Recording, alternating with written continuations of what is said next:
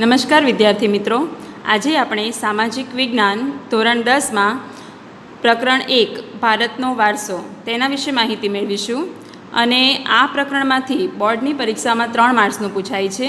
એટલે એમાં 3 માર્ક્સના પ્રશ્નો હોઈ શકે, 2 માર્ક્સના હોઈ શકે, 1 માર્ક્સના હેતુલક્ષી પ્રશ્નોમાંથી પણ કંઈ હોઈ શકે. એટલે એમાંથી ગમે તે વસ્તુ પૂછાઈ શકે છે. તો એ પ્રમાણે આપણે આની તૈયારી કરવાની રહેશે. હવે આ પ્રકરણમાં આપણે આટલા મુદ્દા વિશેની ચર્ચા કરીશું. પહેલું છે વૈવિધ્યસભર વારસો, ત્યાર પછી ભારતીય સંસ્કૃતિનો વારસો, ભારતનો પ્રાકૃતિક વારસો, ભારતનો સાંસ્કૃતિક વારસો, ગુજરાતનો સાંસ્કૃતિક વારસો, ગુજરાતના મેળાઓ, ભારત ભૂમિ અને તેના લોકો, વારસાનું જતન અને સંરક્ષણ. તો સૌથી પહેલાં જોઈએ આપણે ભારતની વિશેષતાઓ. એમાં છે ભારતના પ્રાચીન ગ્રંથ વિષ્ણુ પુરાણમાં ભારત માટે ભારત વર્ષ નામનો ઉલ્લેખ કરવામાં આવ્યો છે. ભારતમાં શુભ કાર્યોની શરૂઆતમાં લેવાતા સંકલ્પોમાં ભારત વર્ષ, ભરતખંડ, જંબુદ્વીપ, આર્યવર્ત વગેરે શબ્દોનો ઉપયોગ થાય છે. ભારત ઉત્તરે હિમાલય અને પૂર્વ, પશ્ચિમ તથા દક્ષિણ દિશાઓમાં સમુદ્ર જેવી કુદરતી સીમાઓ ધરાવે છે. વિશ્વમાં ભારત વિસ્તારની દ્રષ્ટિએ 7મું અને વસ્તીની દ્રષ્ટિએ 2જું સ્થાન ધરાવે છે. ભારતે આપણને અને વિશ્વની પ્રજાને સમૃદ્ધ અને વૈવિધ્યપૂર્ણ સાંસ્કૃતિક વારસો આપ્યો છે. આ હતી આપણી ભારતની વિશેષતાઓ. ત્યાર પછી જોઈએ આગળ, એક પેઢીમાંથી બીજી પેઢીમાં આપણા વારસાનું હસ્તાંતરણ થયું. તો પ્રાચીન સમયથી ભારત એક વિશાળ અને સમૃદ્ધ દેશ છે. આપણા દેશની સમૃદ્ધિથી આકર્ષાઈને અનેક વિદેશી પ્રજાઓ વ્યાપાર કરવા આવી, સ્થાયી થઈ અને ભારતીય સંસ્કૃતિના મહાનદમાં ભળી ગઈ. આ આદાન પ્રદાનની પ્રક્રિયા દ્વારા દેશમાં અનેક પરિવર્તનો જોવા મળ્યા. આમ એક પેઢીમાંથી બીજી પેઢીમાં આપણા વારસાનું હસ્તાંતરણ થયું અને તેનો સાતત્યપૂર્ણ વિકાસ થયો. આવી રીતે તમે આનો ઉત્તર પણ લખી શકો છો. સાંસ્કૃતિક માનવીને જીવન જીવવાની રીત, આપણી જે સંસ્કૃતિ છે, આપણો જે વારસો છે એ શીખવે છે. સંસ્કૃતિ એ માનવીને જીવન જીવવાની રીત શીખવે છે એવું કેમ કહી શકાય? તો વ્યક્તિના આહાર, પોશાક, રહેઠાણ, કૌટુંબિક જીવન અને તેની અભિવ્યક્તિની રીતો, મનોરંજન મેળવવાની રીતો, બોલવા ચાલવાની ઢબ, અર્થોપાર્જનની રીતો વગેરે સંસ્કૃતિ નક્કી કરે છે. તેથી એમ કહી શકાય કે સંસ્કૃતિ માનવીને જીવન જીવવાની રીત શીખવે છે. આમાં જે તમે જોતા હશો કે જેમાં પીળા કલરથી હાઇલાઇટ જેને કરવામાં આવ્યું છે, એ બધી વસ્તુ તમને 1 માર્ક્સના હેતુલક્ષી પ્રશ્નોમાં પણ પૂછાઈ શકે છે. એ માટે એને હાઇલાઇટ કરવામાં આવ્યું છે. તો એના તરફ જરા વધારે ધ્યાન આપશો. ત્યાર પછી જોઈએ સંસ્કૃતિ એટલે શું. એટલે આપણે સંસ્કૃતિ વિશેની હવે માહિતી મેળવીએ. અત્યાર સુધીની જે માહિતી હતી એ તમે મેળવી ચૂક્યા છો આપણા વારસાનો વૈવિધ્યસભર વારસા વિશે. હવે જોઈએ સંસ્કૃતિ એટલે જીવન જીવવાની રીત. સંસ્કૃતિ એટલે માનવ મનનું ખેડાણ. સંસ્કૃતિ એટલે ગુફાથી ઘર સુધીની માનવજાતની વિકાસ યાત્રા. સંસ્કૃતિમાં કોઈપણ પ્રજા સમૂહની આગવી જીવનશૈલીનો સમાવેશ થાય છે. એટલે કોઈપણ પ્રજા હોય એની જે જીવનશૈલી હોય આખા સમૂહની, એ જીવનશૈલીનો સમાવેશ સંસ્કૃતિમાં કરવામાં આવે છે. સંસ્કૃતિ એટલે માનવ સમાજની ટેવો, મૂલ્યો, આચાર વિચાર, ધાર્મિક પરંપરાઓ, રહેણીકરણી અને જીવનને ઉચ્ચતમ ધ્યેય તરફ લઈ જતા આદર્શોનો સરવાળો. દેશ કે સમાજમાં સમય અને સંજોગો મુજબ લોકજીવનમાં આવતા પરિવર્તનો, સુધારા, સામાજિક નીતિ અને રીતિ વગેરે વડે જુદા જુદા સમાજની સંસ્કૃતિનું ઘડતર થાય છે.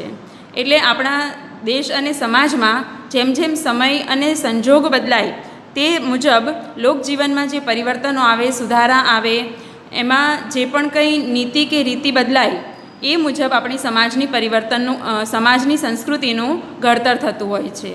અને માનવ સમાજની જે ટેવો છે, મૂલ્યો છે, આચાર વિચાર છે, ધાર્મિક પરંપરાઓ છે, રહેણીકરણી છે, એ બધું જ આપણી સંસ્કૃતિમાં સમાવેશ પામે છે. ત્યાર પછી જોઈએ ભારતીય સંસ્કૃતિનો વૈવિધ્યસભર વારસો. તો ભારતે દેશના લોકોને તેમજ વિશ્વને વૈવિધ્યપૂર્ણ, સમૃદ્ધ વૈવિધ્યપૂર્ણ, સમૃદ્ધ અને ભવ્ય વારસો આપ્યો છે. ભારતની સંસ્કૃતિ શાંતિપ્રધાન અને સહિષ્ણુતાવાદી સંસ્કૃતિ રહી છે. ભારતની સંસ્કૃતિ સત, ચિત્ત અને આનંદની અનુભૂતિ કરવાનું સામર્થ્ય ધરાવે છે. ભારતના ભાતીગળ વારસામાં અને સમૃદ્ધિથી આકર્ષાઈને અનેક વિદેશી પ્રજા ભારતમાં આવીને વસી છે. એ બધી પ્રજાની ભિન્ન ભિન્ન સંસ્કૃતિ સાથેના આદાન પ્રદાન થકી ભારતીય સંસ્કૃતિ સમૃદ્ધ બની છે. એટલે ભારતનો આપણો જે ભાતીગળ એટલે અલગ અલગ પ્રકારનો જે વારસો છે કે જે જાત જાતનો એ વારસાની અંદર સમાવેશ થાય છે, તો એ વારસાથી એમ અને આપણી સમૃદ્ધિથી એમ કે આકર્ષાઈને અનેક વિદેશી પ્રજા ભારતમાં આવી અને એમણે એ બધી જ પ્રજાની જે જુદી જુદી સંસ્કૃતિ હતી એ લોકોએ આપણી થોડીક સંસ્કૃતિ સ્વીકારી, આપણે એમની થોડી સંસ્કૃતિ સ્વીકારી અને આપણી સંસ્કૃતિમાં આવી રીતે એ સંસ્કૃતિનો સમાવેશ થતો ગયો અને આમ ભારતની સંસ્કૃતિ સમૃદ્ધ બનતી ગઈ. ભારતની સંસ્કૃતિના અહિંસા અને વિશ્વ શાંતિના મૂલ્યો આજે વિશ્વભરમાં પ્રશંસા પામ્યા છે.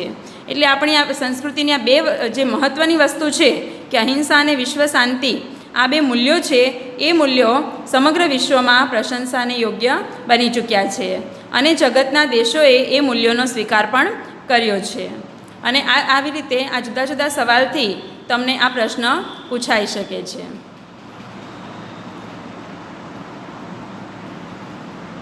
ત્યાર પછી એમાં જ જોઈએ આગળ, સિંધુ ખીણની સંસ્કૃતિના સર્જકોથી શરૂ કરીને આજ દિન સુધીના લોકોએ ભારતને પોતાના આવડત, બુદ્ધિશક્તિ અને બુદ્ધિ કૌશલ, કલા કૌશલ દ્વારા ભારતના વારસા અને સંસ્કૃતિને સમૃદ્ધ બનાવ્યા છે. એટલે સિંધુ ખીણની સંસ્કૃતિથી લઈએ એટલે આપણે સૌથી પ્રાચીન જે સંસ્કૃતિ છે સિંધુ ખીણની સંસ્કૃતિ છે અને એ સંસ્કૃતિથી શરૂ કરીએ તો આજ દિન સુધી ભારતના જે પણ લોકો છે એની પોતાની આવડત હોય, પોતાની બુદ્ધિ હોય, પોતાની શક્તિ હોય, એની કલાકુશળતા હોય, એના દ્વારા એમ કે આપણી ભારતીય સંસ્કૃતિને સમૃદ્ધ બનાવવામાં આવી છે. અનેક ઋષિમુનિઓ, વિદ્વાનો, વિદુષીઓ, સંતો, ચિંતકો, વૈજ્ઞાનિકો, સંશોધકો, સાહિત્યકારો, શિક્ષણશાસ્ત્રીઓ, રાજનીતિજ્ઞો, ઇતિહાસકારો, સમાજ સુધારકો, કલાકારો, કારીગરો વગેરેએ ભારતના ભવ્ય વારસાના નિર્માણમાં તેમજ ભારતનો સમૃદ્ધ દેહપિંડ ઘડવામાં મહત્ત્વનો ફાળો આપ્યો છે. એટલે આ બધા જ વ્યક્તિઓ છે કે જેણે ભારતનો જે સાંસ્કૃતિક વારસો છે એને સમૃદ્ધ બનાવવામાં, આપણા વારસાને સમૃદ્ધ બનાવવામાં, આપણી સંસ્કૃતિને સમૃદ્ધ બનાવવામાં, આપણા દેશને સમૃદ્ધ બનાવવામાં પોતાનો ફાળો આપ્યો છે. ભારતમાં આવેલી અનેક વિદેશી પ્રજાના ધર્મ, શાસન વ્યવસ્થા, રીત રિવાજો, પરંપરાઓ, ભાષા, લિપિ, બોલી, કલા, ચિત્રકલા, પોશાક વગેરે ભારતને મળ્યા. તેનાથી ભારતની ભાતીગળ સંસ્કૃતિનું નિર્માણ થયું. એટલે ભારતમાં આવી અનેક વિદેશી પ્રજાઓ આવી અને એ લોકોના પણ ધર્મ, શાસન વ્યવસ્થા, રીત રિવાજો, પરંપરાઓ, ભાષા, લિપિ, બોલી, કલા, એમના પોશાક આ બધું પણ ભારતે મેળવ્યું અને એના દ્વારા ભારતની ભાતીગળ સંસ્કૃતિનું નિર્માણ થયું. એટલે આપણી જે સંસ્કૃતિ છે એક પ્રકારની નહીં, બધે આપણે જોઈએ છીએ કે આપણે જુદા જુદા રાજ્યોમાં જઈએ તો ત્યાં દરેકનો પહેરવેશ જુદો જુદો હોય છે, દરેકનો ખોરાક જુદો જુદો હોય છે. તો આપણી એક સંસ્કૃતિ જ છે, આ એક સંસ્કૃતિનો જ ભાગ છે અને એને જ ભાતીગળ સંસ્કૃતિ કહેવાય કે આવી વૈવિધ્યસભર આપણી જે સંસ્કૃતિ છે એ આપણને આવી રીતે મળી છે કે જે આપણું તો છે એ તો આપણે રાખ્યું, સાચવ્યું, પણ એ સિવાય આપણે બીજાની જે સંસ્કૃતિ હતી એમાંથી જે સારું સારું મેળવવા જેવું હતું એ પણ મેળવીને આપણા ભારતીય વારસાને આપણે વધારે સમૃદ્ધ બનાવ્યો છે. હવે આપણે જોઈએ કે વારસો એટલે શું. તો સંસ્કૃતિની અનેકવિધ બાબતો એક પેઢી પોતાની અનુગામી પેઢીને આપે છે. એ પેઢી પોતે શીખેલ કે મેળવેલ બાબતો તેમાં ઉમેરે છે અને વળી એ પેઢી પોતાની અનુગામી પેઢીને બધું શીખવે છે અને આપે છે. આમ પેઢી દર પેઢી જે કંઈ આપણને મળે છે તેને વારસો કહે છે. જો ફરીથી સમજો કે એક પેઢી પોતાની અનુગામી પેઢીને એટલે આવતી પેઢીને આપે છે. એટલે જે પણ પેઢી ચાલતી હોય એ પોતાને આવતા એના જે સંતાનો હોય એને જે આપે છે, એટલે જે સાંસ્કૃતિક જે પણ આપે છે તે એનો વારસો છે. ત્યાર પછી એ જ પેઢી પોતે એમાંથી જે શીખી છે, મેળવી છે અને એમાં થોડુંક એનું પોતાનું ઉમેરે છે. આપણે જોઈએ છીએ કે જેમ જેમ સમય પસાર થતો જાય તેમ તેમ કંઈક નવું અંદર ઉમેરાતું જાય છે. તો એમાં ઉમેરે છે અને પછી પાછી એ પોતાની અનુગામી પેઢીને એટલે પોતાના બાળકોને પોતાના સંતાનોને આ બધું શીખવે છે. અને આવી રીતે આ પેઢી દર પેઢી જે કંઈ આપણને મળે છે તેને વારસો કહે છે. અને આવી રીતે આપણા ભારતના ભવ્ય વારસાના મુખ્ય 2 પ્રકાર છે. પહેલું પ્રાકૃતિક વારસો અને બીજું સાંસ્કૃતિક વારસો. તો આજે આપણે એમાંથી પ્રાકૃતિક વારસા વિશેની માહિતી પણ મેળવીશું. તો ભારતનો પ્રાકૃતિક વારસો, એમાં પહેલાં જોઈએ આપણે પ્રાકૃતિક વારસાનો અર્થ. તો પ્રાકૃતિક વારસો એટલે પ્રકૃતિ, પર્યાવરણ અને માનવ જીવનની વચ્ચેના અત્યંત નજીકના સંબંધોનું પરિણામ. પ્રાકૃતિક વારસો એ કુદરતી ભેટ છે. એટલે પ્રાકૃતિક વારસો કોને કહેવાય? તો કે પ્રકૃતિ, પર્યાવરણ અને માનવ જીવન. આપણે જાણીએ છીએ કે આ ત્રણ વસ્તુ એકબીજા સાથે સંકળાયેલી છે. તો પ્રકૃતિ અને પર્યાવરણ એ માનવ જીવનની એક ખૂબ જ અગત્યની જરૂરિયાત છે. અને આવી રીતે આ ત્રણેય વસ્તુ એકબીજા સાથે સંકળાયેલી છે અને એમનો જે સંબંધ છે એ એકદમ નજીકનો છે. અને એના પરિણામે જે ઉદ્ભવે છે એને પ્રાકૃતિક વારસો કહેવાય. અને આ પ્રાકૃતિક વારસો એ કુદરતી ભેટ છે. એટલે આપણને આ બધો જે પ્રકૃતિ તરફથી આ જુદા જુદા વારસા જે મળેલા છે, તમે નીચે ચિત્રમાં જોઈ શકો છો, તો એ બધા આપણને જે પ્રકૃતિ કુદરત તરફથી મળેલા વારસા છે. કારણ કે એમાં આપણે કંઈ પરિવર્તન કરી શકતા નથી. આપણે જાણીએ છીએ કે આપણો જે દેશ છે એ દેશને જે રીતે આવી રીતે ઘડવામાં આવ્યો, જે રીતે એનું સર્જન થયું છે, તમે થોડું નકશામાં પણ જોઈ શકતા હશો, તો એના દ્વારા પણ તમને ખ્યાલ આવી શકે કે એમાં આપણે કોઈ પરિવર્તન કરી શકતા નથી. આપણા દેશમાં આપણને કુદરતી રીતે જે વસ્તુ મળેલી છે એ બધી આપણી પ્રાકૃતિક વારસામાં આવી શકે છે. હવે પ્રાકૃતિક વારસામાં કઈ કઈ બાબતોનો સમાવેશ થાય છે એ જોઈએ. તો ભારતનો પ્રાકૃતિક વારસો વિશિષ્ટ અને વૈવિધ્યતાથી ભરેલો છે. એટલે આપણા ભારતના પ્રાકૃતિક વારસામાં વિશિષ્ટતાઓ છે અને વિવિધતાઓ પણ છે. વિવિધતાઓ તમે નીચે પણ જોઈ શકો છો. ભારતના પ્રાકૃતિક વારસામાં ઊંચા પર્વતો, જંગલો, ઝરણા, નદીઓ, રણો, સાગરો, વિશાળ ફળદ્રુપ મેદાનો, ખીણ પ્રદેશો, ઋતુઓ, તરુઓ, વેલવેલીઓ, પર્ણો પુષ્પો, જીવજંતુઓ વગેરે પ્રાકૃતિક વિશિષ્ટતાઓનો સમાવેશ થાય છે.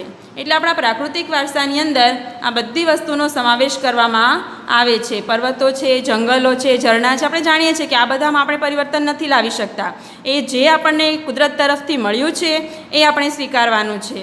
તો નદીઓ, રણો, સાગરો, વિશાળ મેદાનો, ખીણ પ્રદેશો, ઋતુઓ, તરુઓ, વેલા કે વેલીઓ, પર્ણો, પુષ્પો, જીવજંતુ આ બધું આપણને પ્રકૃતિ એટલે કે કુદરત તરફથી મળેલી અમૂલ્ય ભેટ છે. અને એટલા માટે એને આપણો પ્રાકૃતિક વારસો કહી શકાય. ભારતના ભૂમિ દ્રશ્યોમાં વિવિધ પ્રકારના ખડકો, શિલાઓ, ખનિજો, વનસ્પતિ વગેરેનો સમાવેશ થાય છે. ભૂમિ દ્રશ્યો એટલે જમીનના પ્રકારમાં આ બધી વસ્તુઓ એની અંદર આવી શકે છે. આ બધાનો સમાવેશ આપણા ભૂમિ દ્રશ્યોમાં કરવામાં આવે છે. કયા કયા? તો ખડકો, શિલાઓ, ખનિજો, વનસ્પતિ વગેરે. ત્યાર પછી પ્રકૃતિ આપણા ખોરાક, પાણી, શુદ્ધ વાયુ તેમજ નિવાસસ્થાન જેવી જરૂરિયાતો પૂરી પાડી છે. એટલે આપણને જે ખોરાક, પાણી, શુદ્ધ વાયુ એ બધું જે મળે છે અને નિવાસસ્થાન, તો એ જરૂરિયાતો કોણ પૂરી પાડે છે? તો પ્રકૃતિ દ્વારા આપણી જે આ મુખ્ય 4 જરૂરિયાતો છે એને સંતોષવામાં આવી છે. એ જરૂરિયાતો પ્રકૃતિ દ્વારા પૂરી પાડવામાં આવે છે. જો પ્રકૃતિ નહીં હોત તો આપણે આમાંની કદાચ કોઈ વસ્તુઓ મેળવી શક્યા હોત નહીં. અને કદાચ પ્રકૃતિ નહીં હોત તો આપણું અસ્તિત્વ પણ હોવું શક્ય નહોતું. આગળ જોઈએ. એમાં જ છે ભારતના પ્રાકૃતિક વારસામાં પંચતંત્રની વાર્તાઓ અને બૌદ્ધ ધર્મની જાતક કથાઓને પણ સ્થાન આપવામાં આવ્યું છે. એટલે આપણા પ્રાકૃતિક વારસામાં આ જે વાર્તાઓ છે, બૌદ્ધ ધર્મની જાતક કથાઓ છે, એ બધાને પણ સ્થાન અપાયું છે. કેમ કે આ પંચતંત્રની વાર્તાઓ છે, બૌદ્ધ ધર્મની જાતક કથાઓ છે, એની અંદર પણ આપણને પ્રકૃતિ સાથેનો આપણો વ્યવહાર કેવો શ્રદ્ધાપૂર્વક હોવો જોઈએ એની વાત કરવામાં આવી છે. આ ઉપરાંત આપણા શાસ્ત્રીય સંગીત અને લોકસંગીતને પણ પ્રકૃતિ તથા ઋતુઓ સાથે જોડવામાં આવ્યા છે. એટલે સંગીતમાં કે શાસ્ત્રીય સંગીતમાં એવા ઘણા રાગો પણ હોય છે કે જે વરસાદ સાથે, અગ્નિ સાથે બધી રીતે જોડાયેલા હોય છે.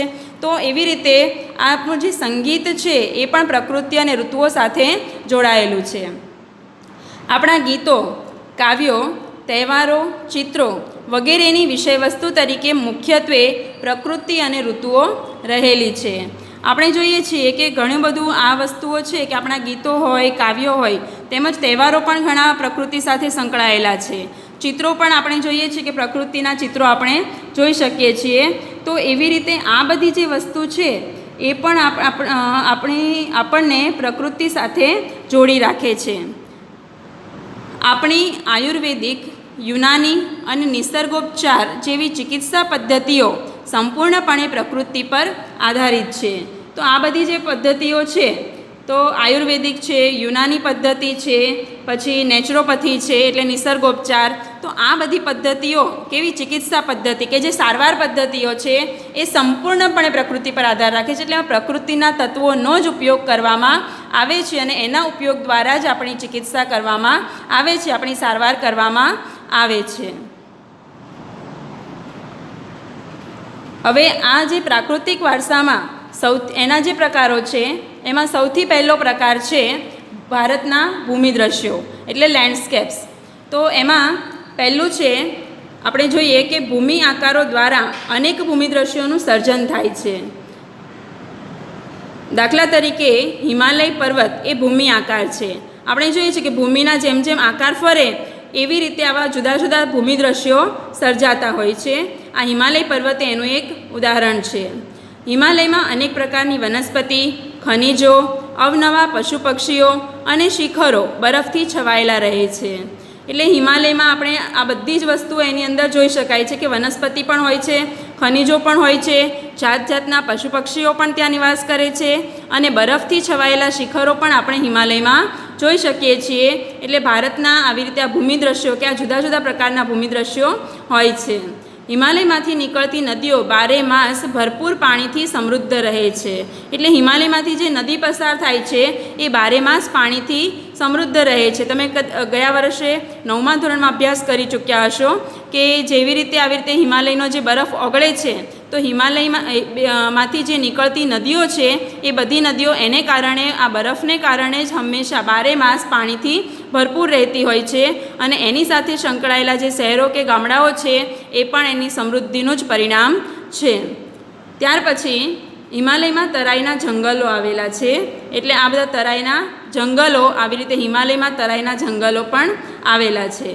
હિમાલયમાં અમરનાથ, બદ્રીનાથ, કેદારનાથ જેવા યાત્રાના સ્થળો તથા નંદાદેવી જેવા શિખરો આવેલા છે. એટલે હિમાલયની અંદર યાત્રાના સ્થળો પણ છે અને નંદા દેવી જેવું મહત્ત્વનું શિખર પણ ત્યાં આવેલું છે. એટલે આવી રીતે તમને પ્રશ્નમાં પણ આ પૂછાઈ શકે અને કારણમાં પણ તમને હિમાલયનું મહત્ત્વ પૂછાઈ શકે છે. ત્યાર પછી આપણે જોઈએ ભારતનો પ્રાકૃતિક વારસામાં બીજો જે પ્રકાર છે નદીઓનો બીજો ભાગ છે નદીઓ. તો નદીઓ વિશેની આપણે માહિતી મેળવીએ. નદીઓ એટલે રિવર્સ. અતિ પ્રાચીન સમયથી ભારતમાં નદીઓ લોકમાતા તરીકે પૂજાય છે. એટલે પ્રાચીન સમયથી નદીઓને લોકમાતા તરીકે પૂજવામાં આવે છે. ભારતની સંસ્કૃતિનો ઉદય અને વિકાસ સિંધુ અને રાવી નદીઓના કિનારે જ થયો હતો. એટલે આપણી જે ભારતની સંસ્કૃતિ છે એની શરૂઆત અને એનો વિકાસ ક્યાંથી થયો તો સિંધુ અને રાવી નદીઓના કિનારેથી જ આ આપણી ભારતીય સંસ્કૃતિનો ઉદય એટલે શરૂઆત અને એનો વિકાસ પણ ત્યાંથી જ થયો છે. સિંધુ અને રાવી નદી. સિંધુ, ગંગા, યમુના, કાવેરી, નર્મદા, ગોદાવરી, સરસ્વતી વગેરે નદીઓએ ભારતના લોકજીવનને સમૃદ્ધ બનાવ્યું છે. એટલે આ બધી જે નદીઓ છે આપણા ભારતની મહત્ત્વની નદીઓ છે કે એ બધી નદીઓને કારણે આપણું જે લોકજીવન છે સમૃદ્ધ બન્યું છે. કારણ કે આ નદીઓના કિનારે જે શહેરો વસેલા છે એ શહેરો કે ગામડાઓ એમાંથી પાણી મેળવીને પોતાનો વિકાસ કરી શક્યા છે. એટલે નદીઓનું આપણા જીવનમાં ઘણું બધું સ્થાન છે અને ઘણું મહત્ત્વ છે એ આના દ્વારા આપણને સમજાઈ શકે છે. એટલે આપણા લોકજીવનને સમૃદ્ધ બનાવવાનું કાર્ય આ નદીઓ દ્વારા થયું છે. એટલે એવી રીતે આ પ્રાકૃતિક વારસો આપણને મદદરૂપ બની શકે છે. પ્રાચીન સમયથી જ લોકોએ પીવા, વપરાશ, સિંચાઈ, વીજળી, ખેતી, જળમાર્ગ જેવી આપણી મહત્ત્વની જરૂરિયાતો માટે નદીઓના પાણીનો ઉપયોગ કર્યો છે. એટલે પ્રાચીન સમયથી જ આપણે આપણી આ સામાન્ય જરૂરિયાતો માટે પણ નદીઓના પાણીનો ઉપયોગ કરીએ છીએ. આપણી સંસ્કૃતિના સર્જકોએ નદી કિનારાની માટીમાંથી વાસણો, લીપણ, મકાનો અને રમકડાં બનાવ્યા હતા. એટલે આપણી સંસ્કૃતિમાં સર્જકો પણ હતા કે જે કંઈક નવું સર્જન કરી શકતા હતા. તો એ લોકોએ નદી કિનારાની જે માટી હતી એ માટીમાંથી આ નવી નવી વસ્તુનું સર્જન કર્યું હતું. એ લોકો વાસણો બનાવતા, ઘરનું મકાનનું લીપણ કરતા અને રમકડાં પણ એમાંથી બનાવવામાં આવતા હતા. નદી કિનારે જોવા મળતા ઉષા અને સંધ્યાના વિવિધ ભૂમિદ્રશ્યોએ માનવીમાં સૌંદર્ય સૂઝ, કલા સૂઝ અને કૌશલ્ય વિકસાવીને ભારતીય પ્રજાજીવનને સુંદર બનાવ્યું છે. એટલે નદી કિનારે જે ઉષા અને સંધ્યા, ઉષા એટલે સવાર, અહીંયા તમે જોઈ શકો છો, અને સંધ્યા એટલે સાંજ, એટલે સાંજનું સવાર અને સાંજના જે દ્રશ્યો છે એ દ્રશ્યોએ માનવીમાં સૌંદર્ય સૂઝ, એટલે માનવીની અંદર એ દ્રશ્યો જોઈને એક સુંદરતાની એક સૂઝ એટલે એની આવડત વિકસે છે. અને કલા સૂઝ, એની કલાને પણ એક નવો વિચાર મળે છે અને ત્યાર દ્વારા એની કંઈક કૌશલ્ય શક્તિ, એમાંથી કંઈક નવું સર્જન કરવાની શક્તિ એની વિકસે છે અને એને કારણે આપણું જે ભારતીય પ્રજાજીવન છે એ વધારે સુંદર બની શકે છે. ત્યાર પછી આપણા પ્રાકૃતિક વારસાના ત્રીજા અંગ એવા વનસ્પતિ જીવનનો પરિચય મેળવીએ. વનસ્પતિ જીવન, વેજીટેશન.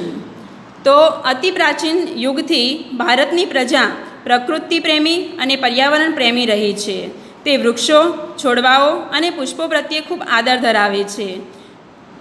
મનુષ્ય, પ્રાણી અને પશુ પક્ષીનો આહાર એ વનસ્પતિ પર આધારિત છે. એટલે આપણી જે પ્રજા છે, ભારતની પ્રજા, એ વર્ષોથી પ્રકૃતિ પ્રેમી ને પર્યાવરણ પ્રેમી છે. એટલે એને વૃક્ષો, છોડવાઓ, પુષ્પો એ બધું ખૂબ જ ગમે છે અને એની પ્રત્યે આદર પણ ધરાવે છે. અને એમાંય મનુષ્ય હોય, પ્રાણી હોય કે પશુ પક્ષી હોય, એ બધા આહાર તરીકે વનસ્પતિનો ઉપયોગ કરે છે. આપણા દેશમાં વર્ષોથી વડ, પીપળો, લીમડો, તુલસી વગેરેને પવિત્ર માનીને પૂજવામાં આવે છે. વડ સાવિત્રી વ્રતમાં વડની પૂજા કરવામાં આવે છે. એટલે આ બધા જે વૃક્ષો છે એને દેવ માનીને એની પૂજા પણ કરવામાં આવે છે અને પવિત્ર માનવામાં આવે છે. અને વટ સાવિત્રી વ્રતમાં સ્ત્રીઓ વડની પૂજા પણ કરે છે, જે તમે અહીંયા જોઈ શકો છો. અહીંયા તુલસીની પૂજા કરતાં પણ તમે જોઈ શકો છો. ત્યાર પછી અનાજ, કઠોળ, તેલીબિયાના છોડ, ધન ધાન્યથી લહેરાતા ખેતરો, ઔષધિઓના છોડ વગેરે માનવ જીવનને સમૃદ્ધ બનાવ્યું છે. એટલે આપણને આ બધી જ વસ્તુઓ છે કે જે એનો આપણે જીવનમાં ખોરાક તરીકે ઉપયોગ પણ કરી શકીએ છીએ અને સાથે સાથે ઘણા એવા લોકો છે કે જે આ બધાની ખેતી કરીને, વ્યવસાયમાં કરીને એમાંથી કમાણી પણ કરી શકે છે અને પોતાનું માનવ જીવન સમૃદ્ધ બનાવી શકે છે.